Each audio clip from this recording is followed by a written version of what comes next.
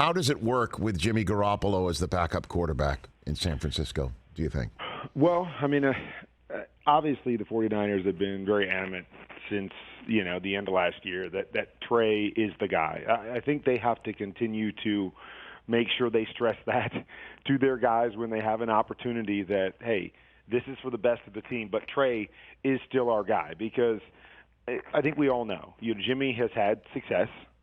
Jimmy has done some really good things in that locker room. And so anytime you have a young quarterback that's probably going to go through some growing pains, it is very easy to look over your shoulder, especially what I look at with this team. They're a really good football team. Like, this isn't just a team that's rebuilding and is a couple years away.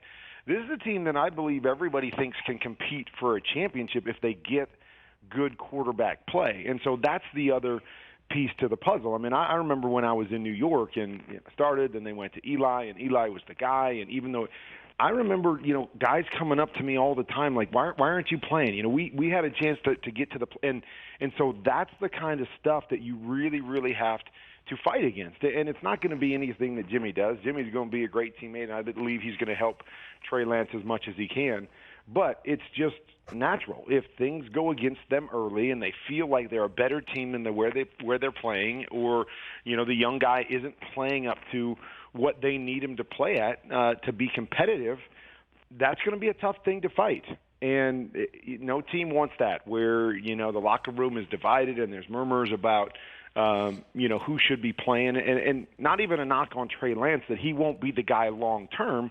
It's just simply the idea that who's the best player for us right now? Who can help us win right now? And I think that's going to be the temptation and the hard thing, and why it's going to be so important for the organization, every opportunity they have, to go, we know Jimmy's here, and we understand he's but he's not our guy. Trey is our guy, and we're committed to Trey. And it's going to be important for the organization when there are struggles from Trey to be confident in going, hey, we're going right back to him. Another example, when I was in New York, we played against the Ravens.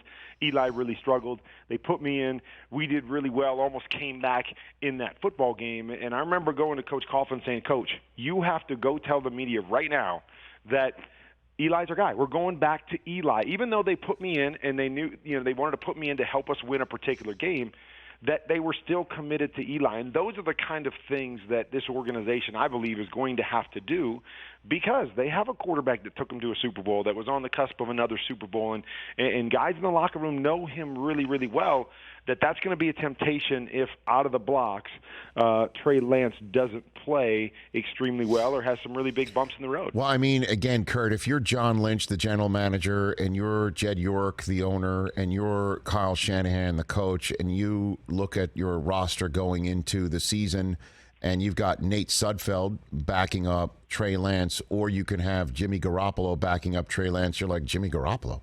And there's certainly if the choice is, well, it's Nate Sudfeld backing up Trey Lance, or Jimmy gets cut and he winds up on the Seahawks. Okay. Yeah. No, absolutely we're keeping Jimmy Garoppolo, but this is not just anybody. As you pointed out, it's a veteran who has a lot of people in the locker room who adore him for many obvious reasons. Can you give me an example again of how somebody in the locker room of the New York Giants, when Eli was there and you were there, that came up to you and said, why aren't you starting? Can you put a little bit more meat on those bones? Because that's the real stuff that could be happening in San Francisco in a few weeks' time.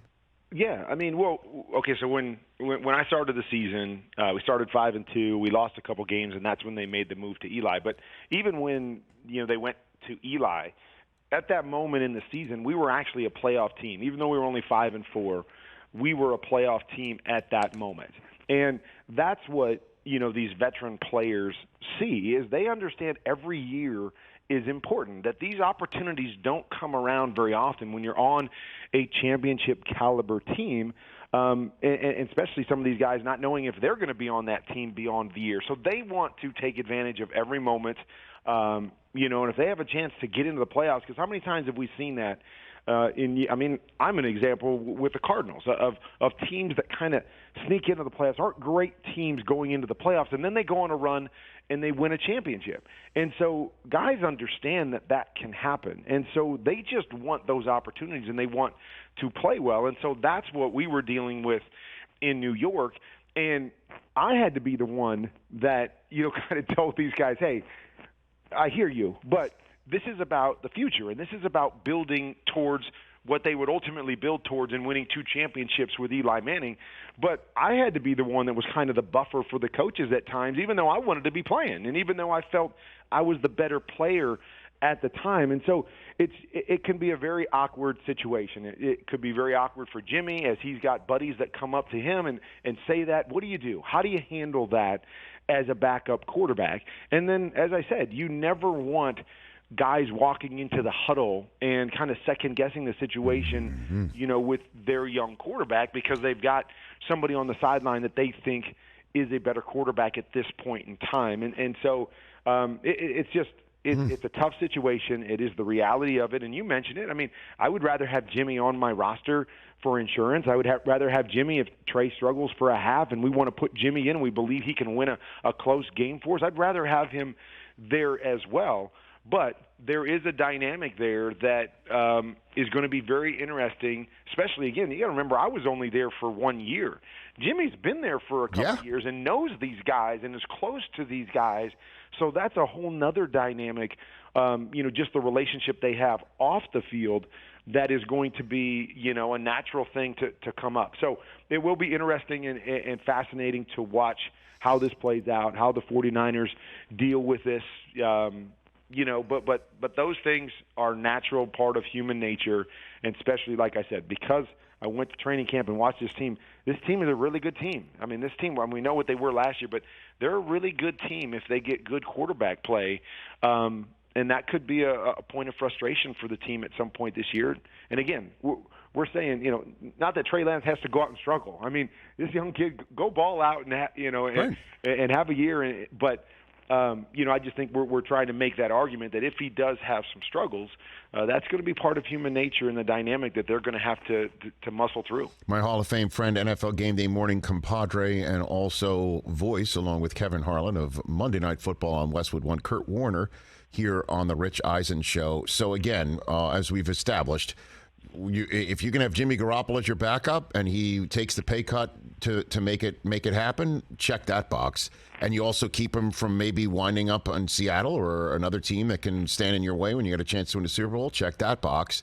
But there's no question that this is a bet hedge in case Lance falters, right? Whether you point out like it's a second half of a game or something. So I would argue, Rich, that I think they did it. That's a great fallback, is that he's your backup. I would argue just simply that the fact that there wasn't a market for Jimmy and Jimmy wasn't healthy, that I would not be surprised if they trade him fairly early in the season if something were to transpire, whether it be Seattle or anywhere, where there actually becomes a trade market, because that's a way, again, to... Well, he's got a no-trade clause, Kurt, so he'd have to say yes to that, too, and so... But Jimmy's... I just don't believe Jimmy, especially, if he's signing a one-year deal, would rather sit on the bench in San Francisco than play anywhere. So if he's getting traded, he's probably getting traded to play, and I would argue... I want to go play. I want to show people I'm healthy. I want to show people what I'm capable of doing, and I want to earn the next spot. So I think Jimmy would be happy to get traded anywhere, that wants him at that point. Sure. But I think that's kind of, we're surprised that there's absolutely no market for Jimmy Garoppolo, as good as he's been. Let's re-sign him, and we have that, insurance policy. But I think the bottom line is if something happens on one of these teams, they're going to look to move him really quick, and that will help to squash some of those things that we've been talking about.